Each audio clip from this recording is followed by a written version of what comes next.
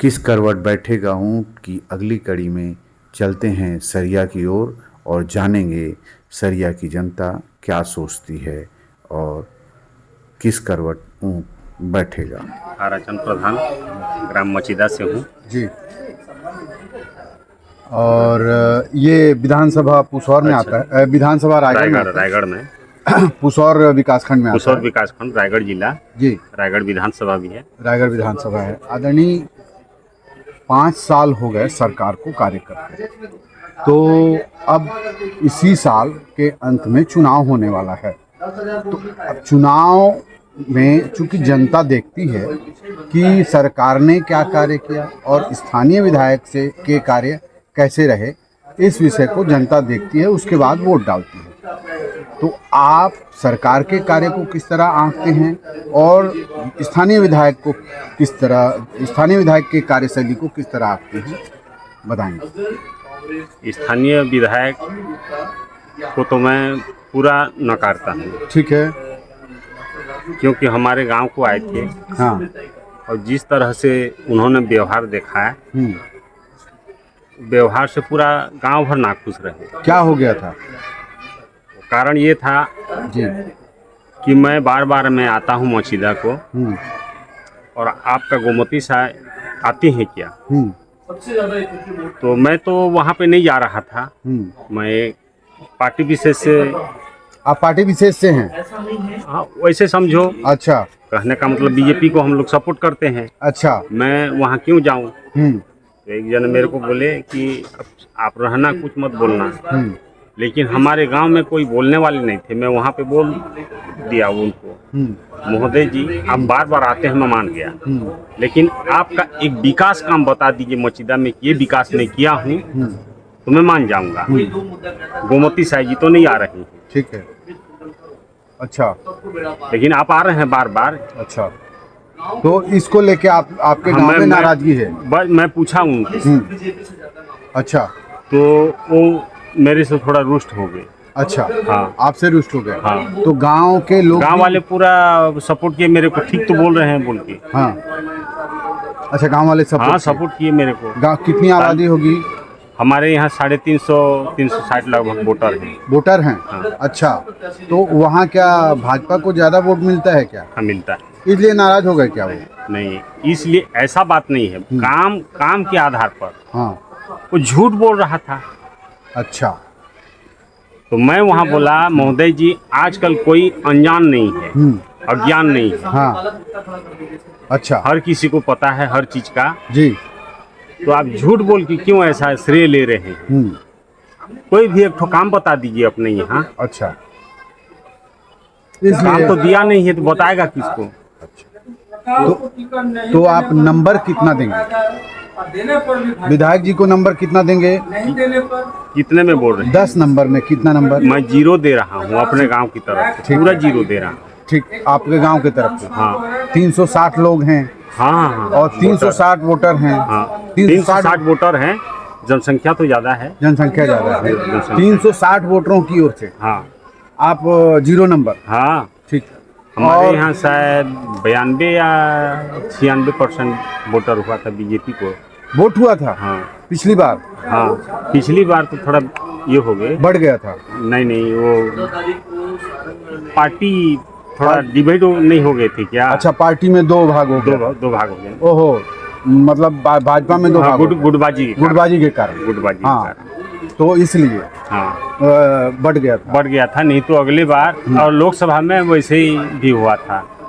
अच्छा, 96% शायद। 96%। हाँ, भाजपा भाजपा को और 4%। हाँ, वैसे ही 4-6% कांग्रेस को गया। कांग्रेस को। बहुत बड़ा अंतर है। तो मतलब फिर आप शासन को कितना नंबर देंगे? शासन में तो अब उसका नरवा गरवा गुरुआ बारी, ये जो है एकदम फ्लॉप सी योजना है। अच्छा, ठीक है। ये देखिए, जितने भी नरवा है वहाँ जाके साफ सफाई करवाते हैं। साफ सफाई करवाने का मतलब क्या है? वहाँ कम से कम सरप्लस दे देते, मैंने उसको क्या बोलते हैं, जो बंधान दे देते हैं। क्या अब अलग अलग जगह का अलग अलग नरवा का ये दे देते हैं, मैंने कहाँ 4 फीट, कहाँ 6 फीट, 5 फीट, वो हाइट के हिसाब से। तो प्रत्येक गांव में पानी रुक जाने से कुछ वो मजदूर किसानों को काम आ जाता है अच्छा। खेती किसानी करने में। उसका साफ सफाई कर रहे हैं, योजना बना के सब पैसा सब खचट कर जा रहे हैं। क्या मतलब है वो योजना? अच्छा। वो तो वैसे ही अभी बारिश माने आने से बाढ़ आएगी, बाढ़ आने से जितना भी कचरा रहता है वो तो सब नदी से समुद्र में निकल जा रहा है। इस टाइप का सोचें तो मतलब आप सरकार को क्या नंबर देंगे? 10 नंबर में आपको देना है। सरकार अब किसानों की हित के लिए जो धान का रेट तय किया है कुछ हद तक ठीक है। तो इसलिए कितना नंबर? उसको मैं 10 में 2 नंबर देना चाहता हूँ। 2 नंबर। हाँ। और विधायक जी को 0? पूरा 0। ठीक है, धन्यवाद, आप बात किए। धन्यवाद। आचार्य जी नमस्कार। नमस्ते माननीय बाबू जी। आदरणीय, इस साल के अंत में विधानसभा चुनाव होना है बिल्कुल। और उस चुनाव के मद्देनज़र हम एक कार्यक्रम चला रहे हैं, किस करवट बैठेगा हूँ, अर्थात सरकार के कार्यों को जानना और स्थानीय विधायक के कार्यों को जानना। रुख जनता का किधर है, चूँकि आप एक आश्रम चलाते हैं और वहाँ इस आश्रम में मैं जहाँ तक जानता हूँ तो इस पुसौर क्षेत्र के आसपास के लोग, पूरे आसपास के लोग ही क्या, पूरे जिले भर के आसपास जिले भर के लोग आते हैं, तो आपसे बातचीत होती तो लोगों का विचार क्या है और आपका विचार क्या है, दोनों चाहता हूँ। देखिए, राजनीति देश की दशा और दिशा को निर्धारण करने वाली होती है। जैसे राजनेता होंगे, जैसे उनकी सोच होगी राष्ट्र के प्रति, समाज के प्रति, राज्य के प्रति, ठीक उसी प्रकार से अपना यह राष्ट्र राज्य तेजी के साथ प्रगति करता है। वर्तमान परिप्रेक्ष्य में चाहे वो माननीय नरेंद्र मोदी जी की सरकार हो और प्रदेश में भूपेश बघेल जी की सरकार हो, एक तरफ भारतीय जनता पार्टी है तो दूसरी तरफ राष्ट्रीय कांग्रेस है। दोनों अपने अपने मुद्दों को, अपने अपने वैचारिक जो भिन्नता है और राष्ट्र के प्रति जो उनकी कृत संकल्पना है, उसको लेकर के चुनावी मैदान में वो सदियों से आते रहे हैं और इस चुनाव में भी वो आएंगे। अब देखना ये होगा कि दोनों दल किन घोषणाओं को लेकर जनता के बीच में आती है, किन वादों को लेकर के जनता के बीच में आती है और पिछले की गई सरकार की जो वादे हैं उन वादों पर जनता कितना विश्वास करती है और किसको कितना मौका देती है। ये तो चुनाव और वक्त की बात है। रही बात वर्तमान में राज्य सरकार के विषय और जो लोगों से मेरी वार्ता होती है, इतना कहना चाहूँगा कि भूपेश बघेल जी एक सशक्त और मैच्योर्ड पॉलिटिशियन है। वो एक तरफ विकासवाद की बात तो करते हैं, लेकिन दूसरी तरफ धार्मिक ध्रुवीकरण करना हो, सामाजिक ध्रुवीकरण करना हो, जातिगत ध्रुवीकरण करना हो या भाषागत ध्रुवीकरण करना हो, इस मामले में ऐसा नेता छत्तीसगढ़ बनने के बाद मैंने आज तक नहीं देखा। चाहे वो तीज और त्यौहार का मामला हो, चाहे वो गीड़ी चढ़ने का मामला हो, चाहे वो गिल्ली और बाटी भौरा चलाना हो, एक ऐसा नेता जिसको देख करके लगता है कि गांव से निकला हुआ नेता है और मेरा व्यक्ति। ये कहने में निश्चित रूप से भूपेश बघेल जी सफल हैं और मैं ये कहना चाहूँगा कि इस मामले में उन्होंने छत्तीसगढ़ में अपनी एक अमिट इतिहास उन्होंने बनाने का काम किया। लेकिन इसके अलावा 15 साल तक यहाँ पर बीजेपी रही, तो बीजेपी ने भी जो यहाँ विकास का कार्य किया, जैसे हम रायपुर जाते हैं, आज से 20 साल पूर्व रायपुर को भी हमने देखा है, बिलासपुर को भी हमने देखा है और आज के रायपुर और बिलासपुर को और छत्तीसगढ़ को हम देख रहे हैं। निश्चित रूप से भारतीय जनता पार्टी ने अपने हिस्से की जितनी उन्नति उनको करनी थी उन्होंने वो उन्नति की है। चाहे वो नया रायपुर का निर्माण करना हो, चाहे एम्स जैसी संस्था रायपुर में बनना हो, विश्व स्तरीय आज के इस समय में रायपुर को बनाना हो, बहुत सारे काम जो भारतीय जनता पार्टी ने किया है, उस काम ने हमको पूरे देश में एक गौरव दिलाया है। और एक फख्र के साथ मैं कह सकता हूं कि आज की स्थिति में अन्य राज्यों के बनिस्पत, जहां पर बड़े बड़े शहर हैं वैसे शहरों के दृष्टिकोण से आज हमारा रायपुर बड़े फख्र के साथ हम उसका नाम लेते हैं। आपने एक बात कही कि गेड़ी चढ़ना, गेड़ी क्या छत्तीसगढ़ी अस्मिता को उकेरने का कार्य है? बिल्कुल है, इस बात को मैं मानता हूँ। मेरे घर का मुखिया जैसा होगा वैसे ही परिवार के सारे सदस्य होते हैं, अमूमन ये सामाजिक परिवेश में देखा जाता है। गीड़ी जब उन्होंने चढ़ाना प्रारंभ किया तो एक सामान्य लोगों को भी लगा कि यार जिस परंपरा को हम भूल गए थे, हमारा मुखिया चढ़ रहा है तो हमको चढ़ना चाहिए। ये क्रांतिकारी परिवर्तन भूपेश बघेल जी ने किया। इसके अलावा चाहे वो स्वामी आत्मानंद स्कूल की बात करें, मैं ये नहीं कहूँगा कि डॉक्टर रमन सिंह ने नहीं किया। डॉक्टर रमन सिंह जी ने भी school medium English school medium विद्यालयों का संचालन कराया। हर जिला मुख्यालयों में DAV मुख्यमंत्री पब्लिक योजना चलाई। आज हजारों बच्चे वहाँ से पढ़ करके निकल रहे हैं, हजारों बच्चे हमारे छत्तीसगढ़ के निर्माण में लगे हुए हैं। निश्चित रूप से रमन सिंह जी ने ये काम किया है, चाहे वो चाउर देने का काम हो, उन्होंने भी लोगों की एक नब्ज कहिए, जैसे लोगों का विकास हो सकता है, उन तमाम कामों को उन्होंने किया। लेकिन मैंने बात पहले ही कहा था, जो सामाजिक ध्रुवीकरण का विषय है, उन सामाजिक ध्रुवीकरणों में भूपेश बघेल जी सफल रहे। सामाजिक ध्रुवीकरण, बिल्कुल बिल्कुल, नो डाउट। और सामाजिक ध्रुवीकरण में जब वो सफल रहे तो वो पैमाना दिखता है कि आज जनता उनके बारे में चर्चा करती है। और राजनीति की बात करूं तो भूपेश बघेल जी को जितना मैं जानता हूं, इन 5 वर्षों में जो मैं इनको देख रहा हूं, जो नेताओं के बीच में मेरा आना जाना, मिलना उठना स्वाभाविक है, समाज के हम भी अंग हैं, तो सामाजिक परिप्रेक्ष्य में उनके बीच में हमको रहना पड़ता है। वो इन 5 साल के दौरान ऐसा कोई सा भी दिन नहीं था जिस दिन वो चुनावी मोड में नहीं थे, जिस दिन वो प्रचार के मोड में नहीं थे, जिस दिन वो कि अब मेरे सर पे चुनाव आ गया, मुझे चुनाव लड़ना, इस मोड में नहीं थे। इससे बनिस्पत रमन सिंह जी ऐसे नहीं थे। रमन सिंह जी जब वो चुनाव का समय आता था तब वो चुनावी मोड में शायद बीजेपी रहती थी। लेकिन भूपेश बघेल जी की जो कार्यप्रणाली है आक्रामक, ऐसा लग रहा है कि कल चुनाव हो जाए तो आज चुनाव के लिए वो तैयार है। ऐसा उनका चुनाव प्रचार की तरह उनका कैंपेन करना हो, अपने आप को स्थापित करना हो, उन्होंने किया। सामाजिक ध्रुवीकरण से बात करें जी, तो छत्तीसगढ़ी अस्मिता सामाजिक ध्रुवीकरण का एक अंग है। बिल्कुल है, ठीक है। और उसी अस्मिता को भाजपा कहती है कि जो राज्यसभा भेजे गए 2 सदस्य, ठीक है, बाहर से भेजे गए, तो इसको जनता में क्या आकलन, किस तरह आकलन किया जाता है? देखिए, सामाजिक ध्रुवीकरण के 2 परिणाम हैं। नेता चाहते हैं जातिगत भाषागत लोग हमारे, लेकिन मेरे जैसा व्यक्ति जो एक निष्पक्ष है, मैं ये कहूँगा कि ऐसी राजनीति जो भाषागत और वेशभूषागत कहिए या क्षेत्रगत जब भी की जाती है तो राष्ट्र कमजोर होता है।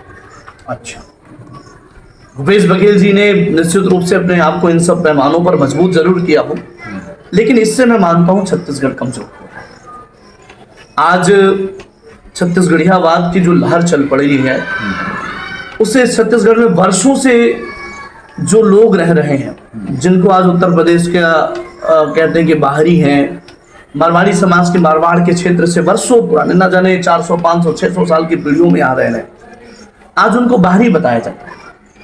तो हम शायद इस पैमाने पर यदि हम उतरे और देखें तो हमको मिलेगा कि हम अपने छत्तीसगढ़ को आज कमजोर कर रहे हैं। मैं छत्तीसगढ़ अस्मिता की बात कर रहा हूं, तब कहूंगा निश्चित रूप से जो तीज और त्यौहार की परंपराओं की बात है, उस पर भूपेश बघेल जी ने बहुत अच्छा काम किया। लेकिन उससे इतर जो उनके साथ अन्य लोग या अन्य राजनीतिक या सामाजिक जो जनचेतना का विषय वस्तु रखने वाले लोग हैं, जिन्होंने छत्तीसगढ़ियावाद पर बड़ा जोर दिया, उन लोगों ने छत्तीसगढ़ को कमजोर किया।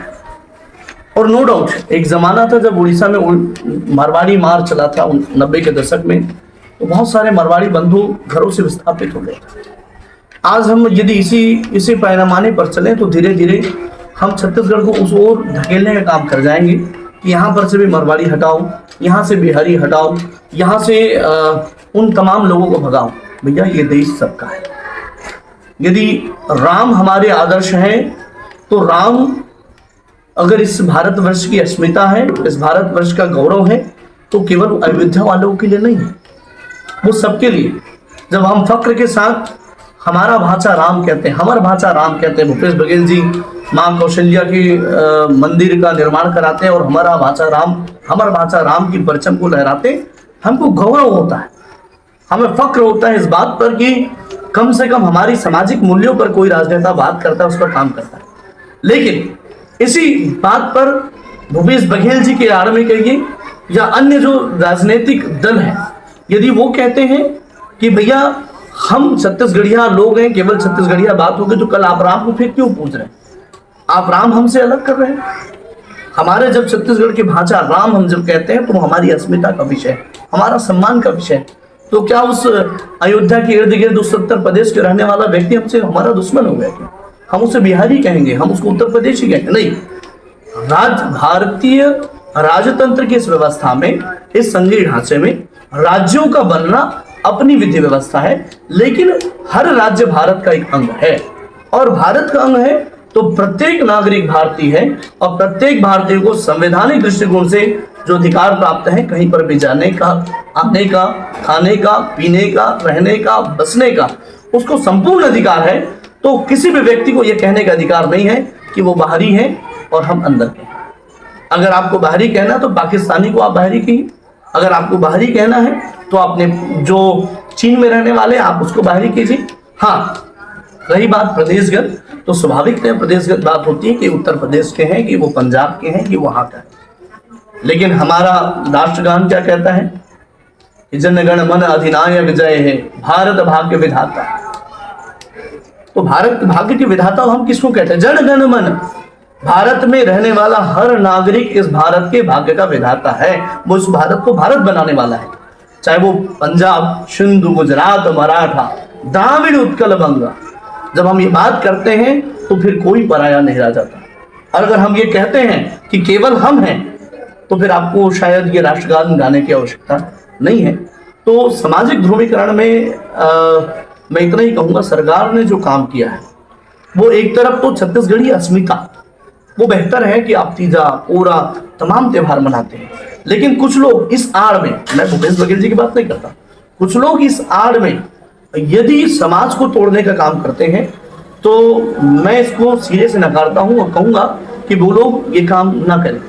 इस दंश को हम आज भारत के अंदर झेल रहे हैं कि हिंदी जो हमारी मातृभाषा है, हम उसको राष्ट्र की भाषा अब तक नहीं बना पाए, जिसको सर्वाधिक लोग बोलते हैं दुनिया में। दूसरे नंबर पर, चीन के बाद दूसरे नंबर पर सबसे ज्यादा बोली जाने वाली कोई भाषा है तो वो हिंदी है। लेकिन इतनी बड़ी भाषा होने के बावजूद भी मेरे देश के अंदर उपेक्षित है। इसी नेतागिरी, इसी प्रांतवादिता ने वो दक्षिण के लोगों पर ये जहर घोलने का काम कर दिया कि कन्नड़ है, केवल कन्नड़ बोलेंगे, अंग्रेजी बोले। भैया आप अंग्रेजी बोलने को तैयार है, कन्नड़ बोलिए, फक्र के साथ बोलिए। मैं कन्नड़ हूं तो मैं कन्नड़ बोल, मैं छत्तीसगढ़िया हूं तो बोलूंगा, इसका मुझे स्वाभिमान है। लेकिन यदि कोई ये कहे कि मैं हिंदी नहीं स्वीकारूंगा, भाई एक भाषा तय करनी पड़ेगी, व्यापक रूप से भाषा तय करनी पड़ेगी, जिस पर हमारी पठन पाठन, शिक्षा, विधि व्यवस्था सब चीज हो, तब तो आप वैश्विक विधि व्यवस्था में टिक पाएंगे। अगर वैश्विक विधि व्यवस्था में आप टिकना चाहते हैं तो आपको एक भाषा, एक देश, एक निशान की ओर आगे बढ़ना पड़ेगा। और हर व्यक्ति, हर राज्य का नेता, हर क्षेत्र का नेता केवल क्षेत्रीयवाद पर, क्षेत्रीय जनता के आधार पर, क्षेत्रीयता के नाम पर अपनी राजनीतिक रोटियां सेकना प्रारंभ करता है तो नेता 5 साल के लिए बन जाएगा, या 5 साल के लिए या 10 साल के लिए नेता हो जाएगा, लेकिन वो आने वाली पीढ़ी को बर्बाद करके बैठेगा। जिसके मन में केवल जहर रहेगा, वो आने वाले दूसरे लोग, जो दूसरे प्रांत के लोग होंगे, उसको उस प्रांतवादी के रूप में देखेगा, वो अपने भाई के रूप में, वो जनगण मन के हिस्से से उसको नहीं देखेगा। तो नो डाउट इस पर भी काम करना चाहिए। आप सीधे एक प्रश्न है कि आप सरकार को कितना नंबर देंगे और स्थानीय विधायक को कितना नंबर देंगे जनता के अनुसार? आप क्योंकि सन्यासी हैं। देखिए, इसमें नंबर की बात तो मैं नहीं कह पाऊंगा कि मैं किसको कितना नंबर दूंगा, लेकिन एक बात जरूर कहूंगा कि माननीय प्रकाश नायक जी आश्रम में आते जाते हैं स्थानीय विधायक के तौर पर, और राज्य के कई मंत्रियों से मेरे अच्छे संबंध हैं। तो व्यक्तिगत रिश्तों के संबंधों की बात करूं तो जो उनका एटीट्यूड, जो उनका व्यवहार है एक संत के प्रति, एक समाज के प्रति, वो निश्चित रूप से वो 100 में से 100 देने योग्य है। मैं इनकी व्यवहारिकता पर इनको 100 से 100 दूंगा। जब भी हम बैठे उठे हैं तो जो एक नेता को सामाजिक व्यक्ति के साथ जैसा होना चाहिए वो वैसे थे। अब रही बात समाज की उपलब्धियों का विषय है, सरकार में की उपलब्धियों का समाज में जो विषय वस्तु है तो वो जनता देख रही है और वो चुनाव का भी वेट कर रही है। निश्चित रूप से सरकार को कितना नंबर देना है वो जनता तय करेगी और ये तो तय है कि सरकारों का आना और जाना लगा रहता है, लेकिन ये भारत, ये जो मेरी भूमि है, ये जो मेरी छत्तीसगढ़ी महतारी माँ है, वो अजय है। वो अजय रहने का काम, उसको अक्षुण्ण बनाए रखने का काम, इसकी अस्मिता को बनाए रखने का काम, इसको समृद्ध बनाने का काम, चाहे वो शिक्षा के क्षेत्र में हो, चाहे वो रेल की सुविधाओं को लेकर के हो, चाहे वो सड़क की सुविधाओं को लेकर के हो, चाहे वो स्वास्थ्य की सुविधाओं को लेकर के हो, इन पर प्रत्येक सरकारों को बहुत अच्छे ढंग से काम करना चाहिए। क्योंकि टैक्स की बात, व्यवस्था की बात करें तो सरकारों के पास फ्री में बांटने के लिए बहुत चीज़ें होती हैं, लेकिन मूलभूत सुविधाओं में जब हम जाते हैं तो हम पाते हैं कि जहाँ जो सुविधाएं होनी चाहिए वो सुविधाएं नहीं होती। तो सरकारों से मेरा आग्रह है, चाहे वो बीजेपी हो, चाहे वो कांग्रेस हो, चाहे आज छत्तीसगढ़ में नई नवोदित पार्टी आम आदमी पार्टी हो, जनता के लिए, हित के लिए काम करे। क्योंकि जनता ही राष्ट्र है और दुनिया में मानव संसाधन से बड़ा दुनिया में कोई संसाधन नहीं होता। अगर आप अपने मानव संसाधन को खो जाएंगे, अगर उनको मूर्ख बनाने में लगे रहेंगे तो कुछ दिन तक आप राज कर लेंगे, लेकिन उसके बाद आपके देश पर कोई दूसरा राज करेगा और आपको कोल्हू के बैल की तरह आप भी पीछे जाएंगे। तो राष्ट्र की उन्नति के लिए, प्रदेश की उन्नति के लिए, क्षेत्र की उन्नति के लिए सभी विधायकों, सांसदों को, सभी पार्टियों को काम करना चाहिए, मेरा ऐसा मानना है। धन्यवाद। मोहन पटेल जी और एक कृषक हूँ जी और आंचलिक किसान संघ जो एक संगठन है जी, उसका मैं अध्यक्ष हूँ। अच्छा, सरिया से हैं? सरिया से। अच्छा, आदरणीय, ये रायगढ़ विधानसभा क्षेत्र में आता है और 5 साल छत्तीसगढ़ में कांग्रेस की सरकार रही। उनके सरकार के कार्यों को आप किस तरह देखते हैं और स्थानीय विधायक जी के कार्यों को किस तरह देखते हैं? मूल तो ये है जी यहाँ कांग्रेस का सरकार, माननीय भूपेश बघेल जी मुख्यमंत्री हैं जी और हम तो मुख्यमंत्री के समर्थन कर रहे हैं क्योंकि कृषक हैं जी कृषकों को उनने बहुत कुछ दिया है, जी मजदूरों को बहुत कुछ दिया है और हम तो चाहते हैं कि भूपेश बघेल एक बार फिर आए। जी। दूसरी बात रह गई कि जो माननीय मुख्यमंत्री जी का क्रियाकलाप है उसको वर्तमान विधायक भंजा नहीं सके। अच्छा उनके सभी नीति नियम सब बहुत अच्छे हैं, अच्छा, बाकी विधायक उनको भंजा नहीं पाए, इसलिए हम यही चाहते हैं कि भूपेश सरकार होना चाहिए। अच्छा, तो आप एक तरफ कह रहे हैं कि सरकार के कार्यों को स्थानीय विधायक भुना नहीं पाए, तो जब भुना नहीं पाए तो क्या स्थिति देखते हैं कि क्या आप, क्या लग रहा है कि हार जाएंगे, ऐसा कुछ? नहीं, हारना जीतना तो ऐसा है, आज की राजनीति में जिसके पास पैसा होता है वो जीतता है। अच्छा, और व्यक्तित्व का तो उतना वो महत्व नहीं रहता, काम का कुछ महत्व उसमें जुड़ता है। तो विधायक जी क्या पैसे के बल पे जीते थे? नहीं, पैसे के बल में जीते थे, नहीं जीते थे, वो तो उनके पिताजी के बल पे जीते थे। अच्छा, उनका जो बैकग्राउंड है उनके पिताजी थे, डॉक्टर सकराजीत नायक। अच्छा, जिन्होंने मंत्री रहे, 5 बार 7 बार विधायक रहे, उनके बलबूते पर ही वो सामने आए थे। अच्छा, तो यदि नंबर देना हो सरकार के कार्यों को और स्थानीय विधायक जी के कार्यों को, तो कितना कितना नंबर देंगे? 10 नंबर आपके पास है, 10 नंबर में कितना नंबर देंगे? सरकार को कितना नंबर और स्थानीय विधायक जी को कितना नंबर? अब सरकार, मुख्यमंत्री जी को तो नंबर 10 में 10 मिलना चाहिए। अच्छा, और विधायक जी को उससे 1/3 मिलना चाहिए। 1/3 मतलब 3 साढ़े 3 नंबर मिलना। 3.5 नंबर? हाँ, 3.5 नंबर मतलब फेल हो जाएंगे विधायक। मैं क्या करूँगा उसको, उनका क्रियाकलाप भी वैसा है। अच्छा, ठीक है, धन्यवाद, आपने बात की इसके लिए। और आपके क्षेत्र में काम कुछ हुआ है? सड़कें बनी हैं? नहीं, सड़कें वगैरह तो बनी है, वो तो सरकार की योजना है, बनना चाहिए। जैसे खाद मिलना है तो छत्तीसगढ़ के हर किनारे में खाद का व्यवस्थित व्यवस्था हुआ है। हाँ। धान बीज का व्यवस्था हुआ है, कीटनाशक दवा का व्यवस्था हुआ है। सरकार के स्थिति में मुख्यमंत्री स्तर में या छत्तीसगढ़ सरकार का ऐसा कुछ आलोचना मैं नहीं कर सकता, क्योंकि वो सक्षम है और अच्छा ढंग से संचालित किए हैं। अच्छा कार्य किए। ठीक है, धन्यवाद जी। भाई साहब परिचय देंगे। मैं जुगल किशोर अग्रवाल जी।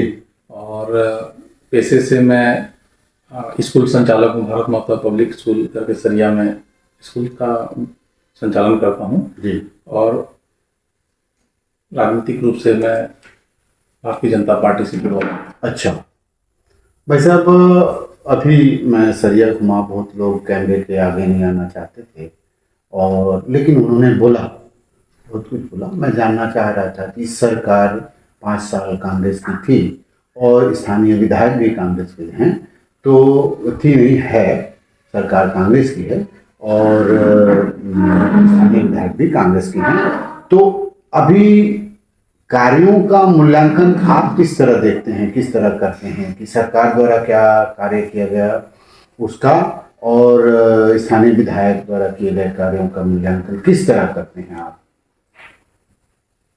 सरकार के तौर पर अगर देखेंगे जी, तो उनकी योजनाएं अच्छी थी, उनकी घोषणाएं अच्छी थी, लेकिन उनको अमली जामा नहीं पहना सके। अच्छा। और विधायक भी हमारे असफल साबित हुए। अच्छा। जितना उनसे अपेक्षा था, जितने वो युवा नेतृत्व थे, तो उस तरह से परिणाम नहीं मिला है। अच्छा, तो आपका कहने का अर्थ ये है कि सरकार की योजनाएं अच्छी हुई लेकिन धरती पर नहीं उतर पाया, जमीनी स्तर पे नहीं देखा गया, वो योजना तक रहा, ये कह रहे हैं आप? बिल्कुल। और ये इसके अलावा भ्रष्टाचार असीमित रहा इस सरकार में। अच्छा, आदरणीय, यदि आपको सरकार का एक रिपोर्ट कार्ड बनाना हो तो आप चूंकि मतदाता भी हैं, तो सरकार को कितना नंबर देंगे? 100 नंबर में सरकार को अगर नंबर देना हो तो कितना नंबर देंगे?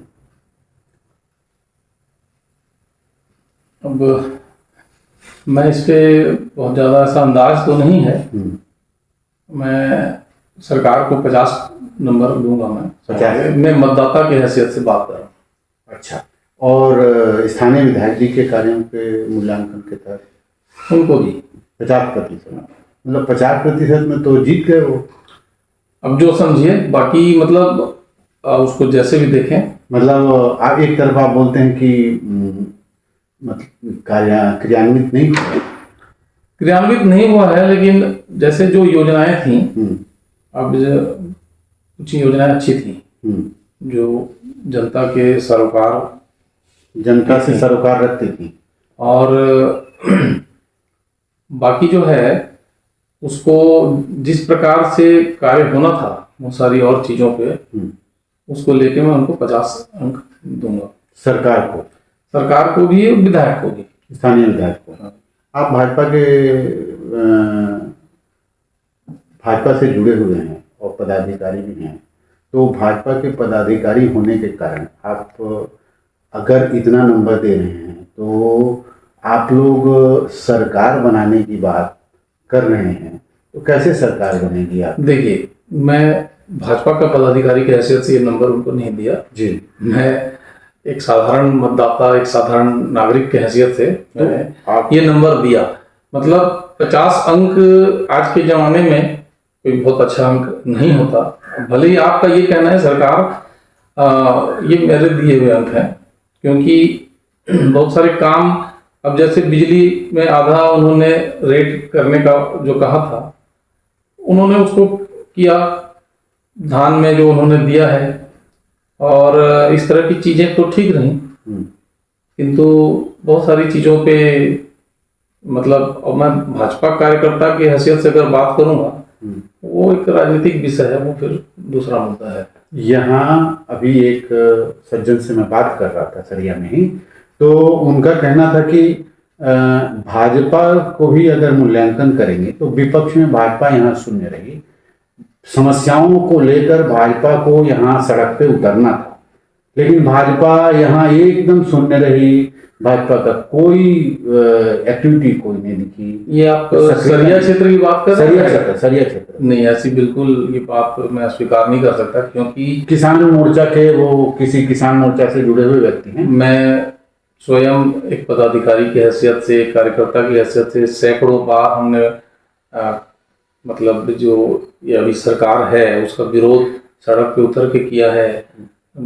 हमने धरना दिया, नदी गांव का जो रास्ता एकदम खराब था, पुल के अप्रोच रोड, उसके लिए हमने चक्का जाम किया।